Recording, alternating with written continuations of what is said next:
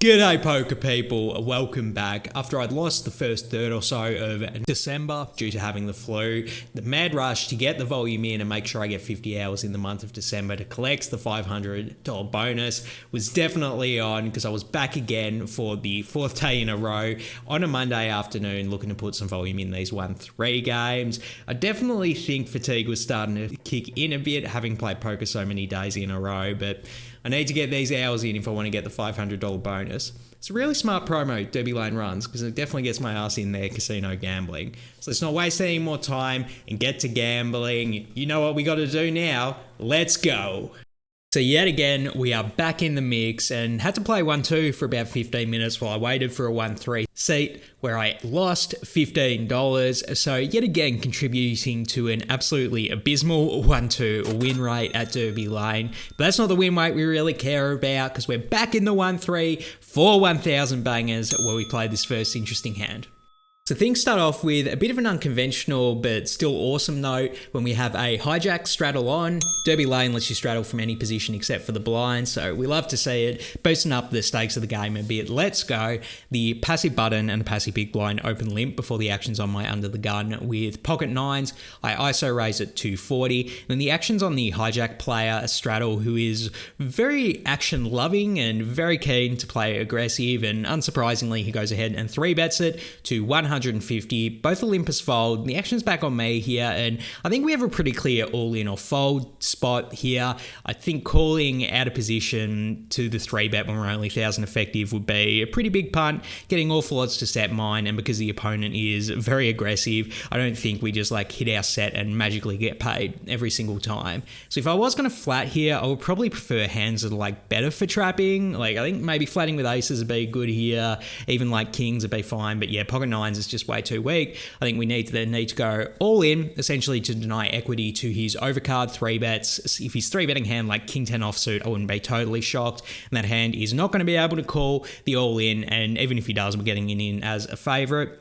Wouldn't actually hate folding here, but I do think because the opponent is very aggressive, their range is going to be a little bit wider than conventional. So it leaves me with the one option I have left. Let's go. We're getting some action in to kick the session off. I rip it all in for 1,000 effective, and then hijack kind of groans a bit, peels his cards, and throws in the call. So not totally happy to get called here, hoping that they do have two overcards and we are flipping it. And then I show my hand and the opponent shows pocket queens.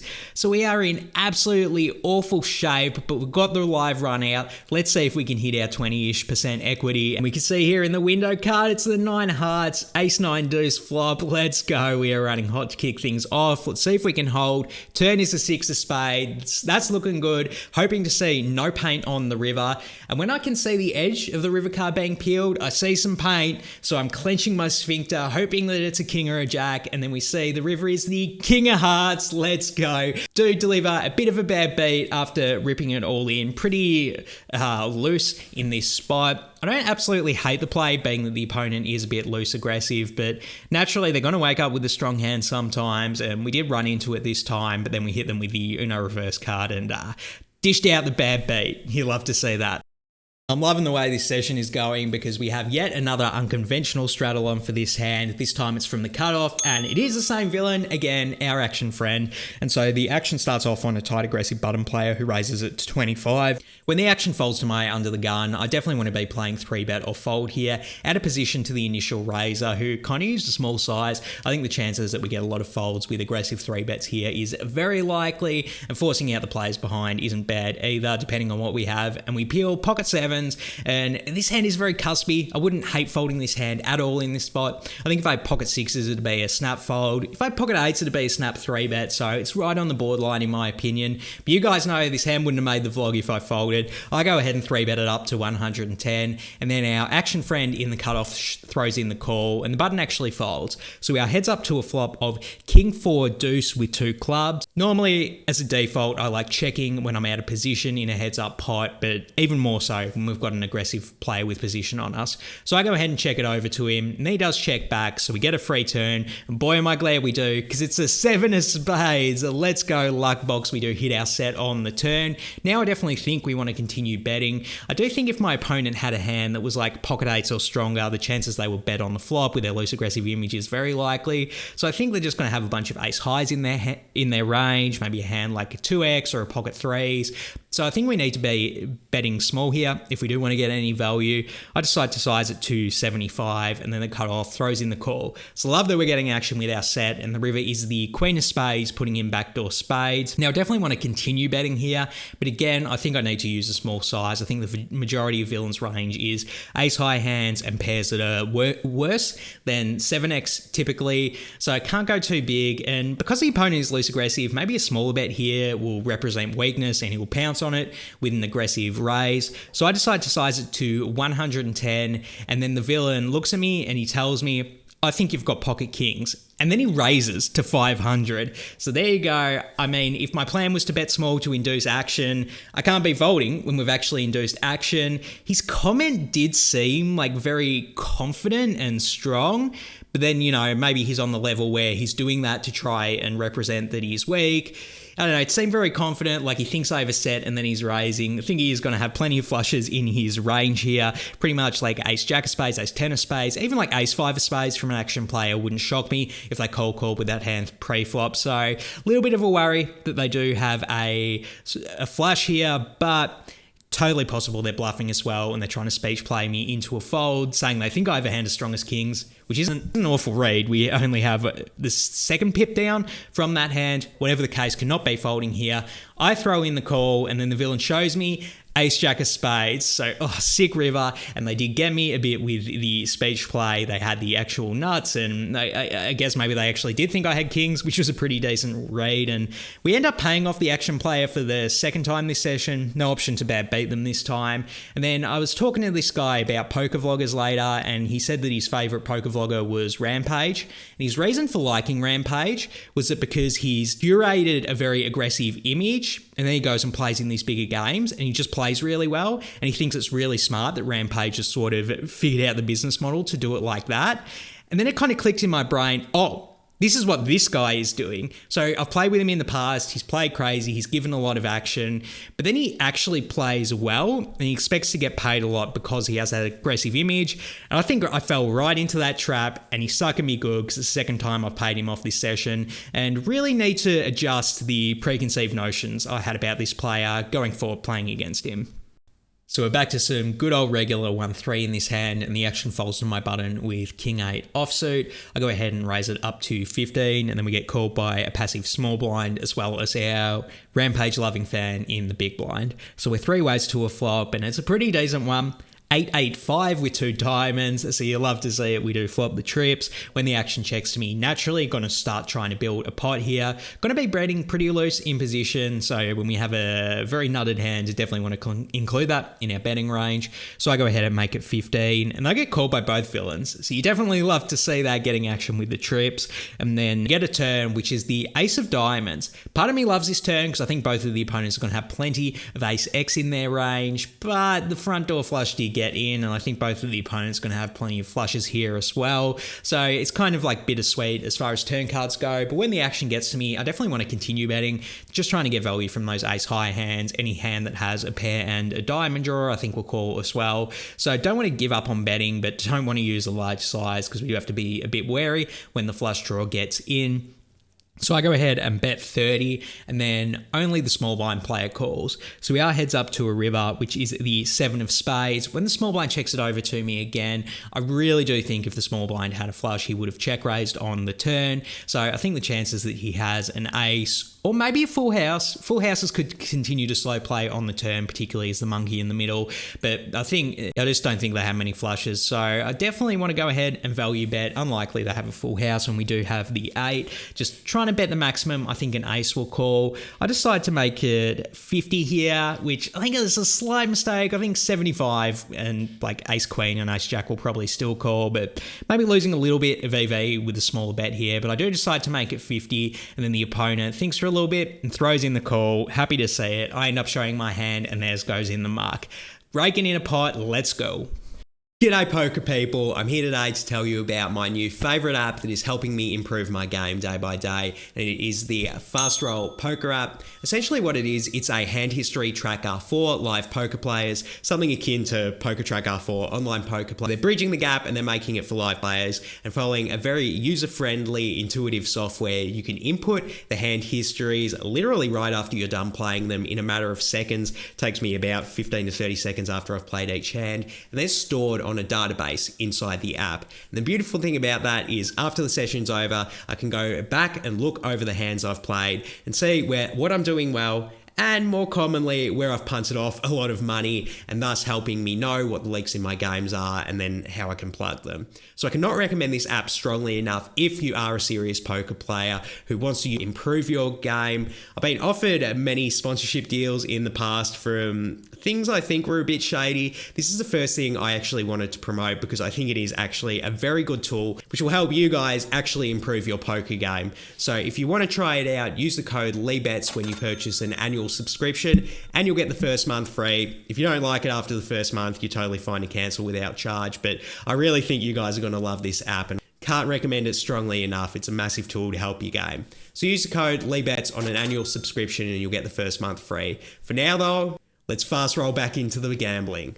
This next hand is legitimately one of the sickest I've ever played in my life, and as sick hands often tend to be, it's a double board bomb pot, so we are playing only four-handed for this double board bomb pot, so that definitely alters dynamics as well, but we are in the cutoff with Queen 10 offsuit, and then we see two flops. The first one is Jack 10 9 with two hearts, and the second one is Queen 7 deuce rainbow. So there we go, we do have a pretty strong hand on both boards, a pair and an open-ender on the first, top pair on the second, so when the action checks to me, I think this is a good spot to start betting, go ahead and narrow out the field, and because we're only four-handed, a hand's strength sort of increases a bit as compared to if we were playing eight-handed, for example. It's just less likely we are behind on either board. So definitely a spot I want to go ahead and bet a hand this strong on both boards. I go ahead and make it 30, and then I get called by a passive button and a passive big blind. So we are three ways to two gorgeous turns. The first one is the 10 of diamonds, and the second one is the Queen of spades. You absolutely love to see it. We have trips on both boards. What a monster we have in a bomb pot. When the big blind checks it over to me, now I think the chances that we're behind on both of the boards is very, very unlikely.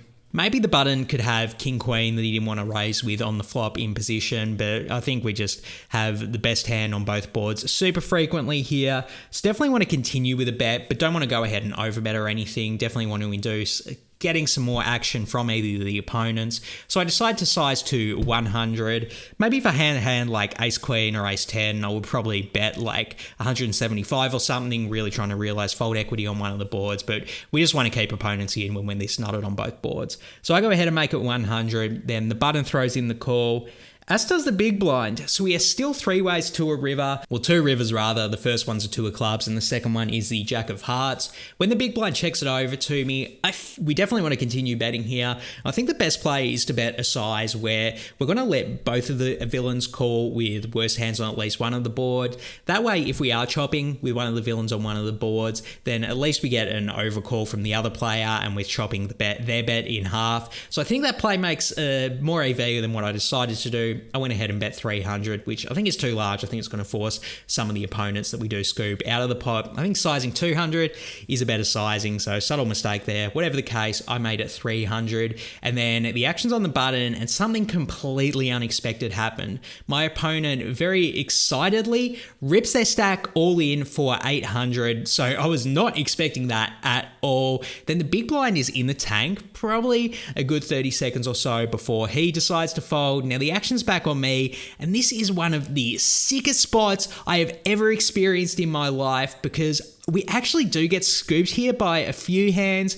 King Queen seems like the most likely hand we might get scooped by, and pocket jacks. seems like a very logical hand my opponent could have here, and they're just trying to go for maximum because they have the nuts on both boards. They do scoop us, and somewhat possible that they have Jack 10, which we only chop with. And here's the tricky thing about double board bomb pots. Our pot odds kind of get cut in half because we're only calling to win half of the pot against some part of their range, and if they do have one of the hands that completely scoops us, like, we're just dead here, and we're just dead for the 500. So this is super sick spot, because I do think we're going to be chopping against Jack 10 pretty frequently, but just the pot odds aren't quite right where we can pay them off when they do have a somewhat unregular slow played king queen or pocket jacks, and I just can't be paying them off in this spot. So maybe it's one of the nittiest worst folds I've ever made, or maybe it's one of the most genius hero folds I've ever made, but I do decide to fold this hand. Felt absolutely gross. About 30 seconds of tanking.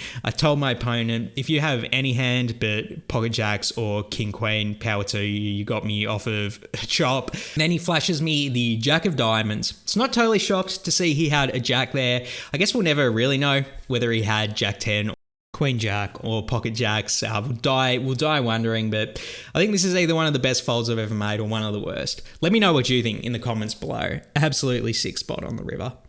I feel like I need to go into rehab or recovery after that previous hand, but we don't have time for that because we got to get 50 hours for this month, and then the action folds to my cutoff, and we do have an under the gun straddle on. You love to see it. So when I peel 8-6 of spades, I ISO raise it to 20, and I get called by a passive button, and then a tight aggressive small blind actually goes ahead and 3-bets it to 105. When the action's back on me, I think folding might be the most plus EV play, when it's very likely if we flat that the button's gone to flat as well. But I look over at the button and he's already telegraphing a fold, which could be a level, but I didn't think it was from this villain. So when I think they're just going to fold, we do have a pretty clear call here, getting to play this pot in position at 1,000 effective. So I do throw in the call, and then my read on the button turned out to be right because he folds. Thank God. So we are heads up to a flop of King 10 deuce with 2 spades. I will take a flush draw here, thank you very much. When the opponent c-bets for 100, I think there's nothing to do here but just call.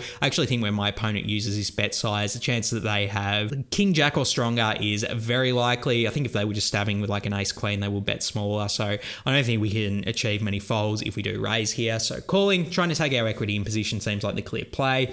I throw in the call, and then we do get to see a turn, which is the Queen of Spades, baby. You love to see it. Let's go. Unsurprisingly, the opponent checks it over to me on this turn. Now, I just want to go ahead and bet the maximum that I think Ace King or stronger will call here. I decided to make it 200. Pretty happy with this sizing. I think if I went something like 300, it would potentially scare off the opponent, and using a 200 sizing, it's going to set up a very low SPR on the river for us to go all in on. So I go ahead and make it 200, and then the small blind throws in the call. So it heads up to a river, which is the Jack of Clubs, putting out a 4-liner to any ace now, and then the opponent rips it all in for a little less than 600. Think the chances that they have Ace King or pocket aces is very likely here, so I don't think we can be folding. If the opponent has a nut flush and they played it this way, congratulations, you get my money. I'd end up throwing in the call, and then the villain shows pocket aces with a spade. So let's go. We crack aces with a suited one gapper. Happy days. We are definitely running good today, even if we are not playing well. This next hand's a beauty because we're actually playing with not one straddle on, but 2 straddles. The second straddle's on the button. You can straddle from any position, double straddle from any position at Derby Lane. Love the games here at Derby Lane. It's definitely more of like a home game rules type of vibe where you can do things like this. So you love to see it. So we're playing a bit of a 1-3-6-12 with the 12 on the button, and then a big blind open limps, and I'm in the cutoff with Queen 10 off, so this hand has definitely cursed me the last time I played with it, but hopefully I can get a bit of redemption this time. I go ahead and raise it up to 60, and then a loose aggressive action player on the 12 straddle button rips it all in for 306. When the action folds back to me, I'm just very happy to give this opponent some action. The chances he has a stronger hand is very likely, but even if he rips it all in with like a pocket sixes, I wouldn't be totally shocked either. So happy to give this player a bit of action. They've definitely earned it by giving action to the game.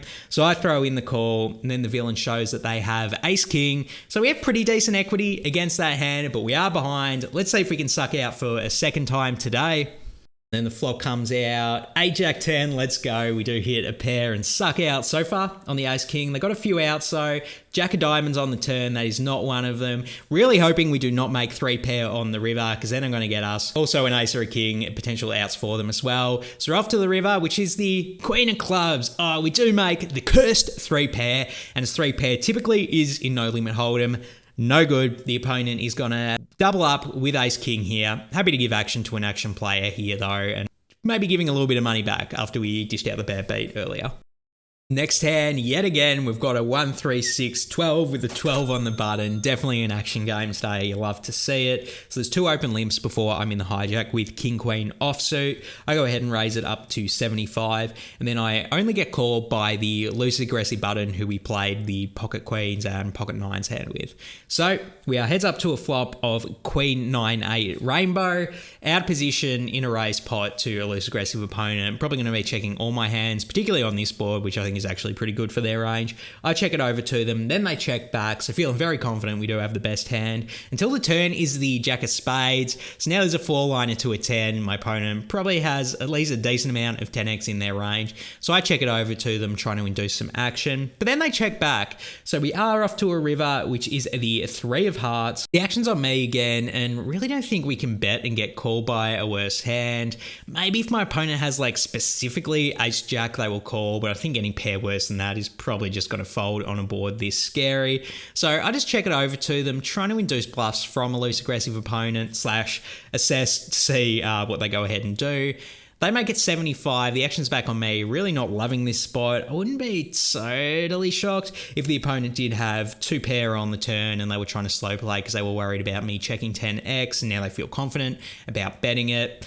So not totally in love with this spot, but when we do check this hand over to a loose aggressive opponent 3 times, it just feels like I kind of have to call to defend my range a little bit. Like maybe he's just stabbing at it with Ace-5 suited or something. Although having said that, if he was going to stab at the pot, he probably would do it on the turn when I showed a lot of weakness. So yeah, kind of a gross spot, but I'm not going to be folding to the loose aggressive opponent. I go ahead and throw in the call, and then the opponent shows me Queen 9 of hearts. So there you go. They actually flopped 2 pair, and they were trying to trap with it, which I was very not suspecting from this opponent. Whatever the case though, we do lose yet another pot to him. Let's try and get some redemption in this last hand for the session here. There's an open limp from a passive low jack, and I'm in hijack with a Queen and 9 of diamonds. Going to be ISO raising pretty wide here. The loose aggressive players left the table, so I'm not really worried about getting 3-bet light, so just trying to ISO a passive opponent.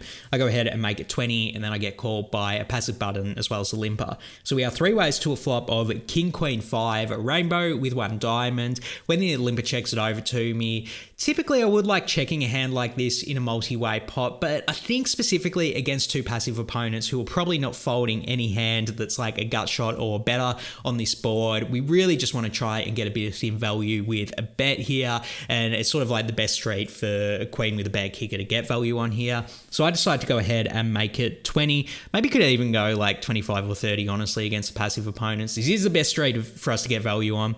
Whatever the case though, I make it 20, and then I only get called by the button. So unfortunately we're continuing to play this pot out of position, and the turn is the 9 of spades. So happy to make 2 pair, although the obvious Jack 10 draw does get in. When the action's on me, definitely want to continue betting against a passive opponent. Even though I'm a little bit worried about them having all the offsuit combinations of a straight, I do think if they have any King X, they're going to continue to call here. Maybe any Queen X as well, particularly if it's like Queen 10 or Queen Jack, which has a straight draw. So I decided to go ahead and bet 40. Not totally in love with this sizing out of position. I think going something like 75 is going to make way more EV. Sure, it does maximize damages when we are beat, but I think we're ahead enough where we can bet that large size and get called by worse.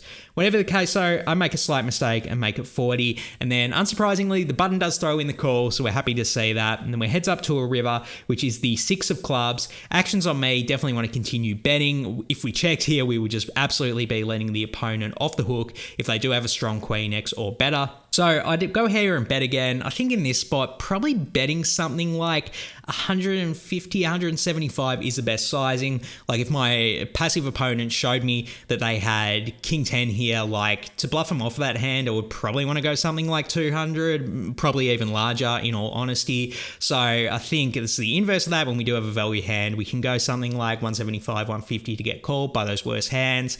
I make yet another sizing mistake in this hand. I go ahead and bet 100, really not in love with the small sizing. I think I had the notion in my head that my opponent still has Jack 10 offsuit, being that I think they would flat that hand in position on the turn, but I think I'm just worried about monsters under the bed and I'm costing myself EV by not playing a bigger pot here. Whatever the case though, I go ahead and bet 100. Then my opponent thinks for maybe like 5 seconds before throwing in the call. That's good news, at least we're getting paid here. I show my hand and then the opponent shows King 8 of hearts. So I definitely think a passive opponent would have called larger bets on the turn and river with that hand. And, you know, even though we're winning a pot here, I'm not super happy with it because we definitely did lose EV. And this is when I realized I'm not playing my best and I should probably leave the session before I start to make decisions that cost us more than just EV.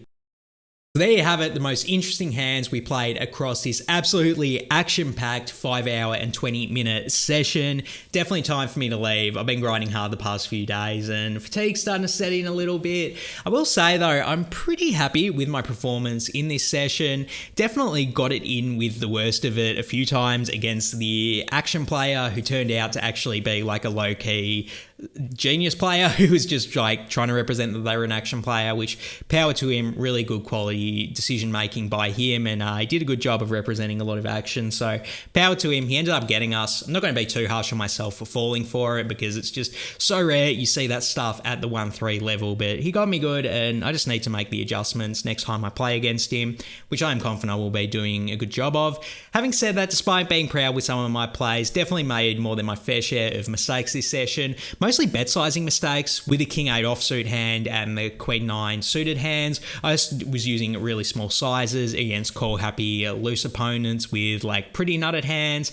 It's just a mistake. I need to be bumping it up and getting a thin, not even like thin value, just maximizing value when I do have the best of it against call happy opponents. It's like the textbook way to make money in 1-3 is to just bet for thick value when a passive opponent doesn't like to fold. And I think I lost sight of that with a few of my bet sizing decisions in today's session, so got to give myself a B+. It's definitely nothing awful or anything like that, but definitely needs a bit of fine tuning before I can get back to that A grade. And of course, I will be remiss if I didn't mention that I am very happy with my Queen 10 offsuit fold in the bomb pot. That took a lot of discipline, so that's definitely bumping the gameplay grade up a bit. But yeah, still fine-tuning before we get back to the A grade. And because we did run pretty well today, had a good results for the 5 hour session, won 655. Which as far as the challenge is concerned is going to lift us right back up there. We are painfully close to $50 an hour at 1-3, but naturally even that wouldn't be good enough to satisfy the challenge $60 an hour mark.